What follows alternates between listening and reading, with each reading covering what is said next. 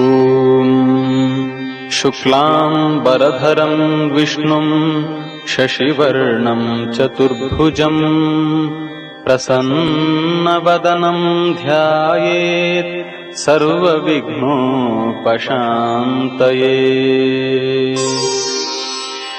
ॐ गणेश्वरो गणक्रीडो गणनाथो गणाधिपः एकदन्तो वक्रतुण्डो गजवक्रो महोदरः लम्बोदरो धूम्रवर्णो विकटो विघ्ननाशः सुमुखो दुर्मुखो बुद्धो विघ्नराजो गजाननः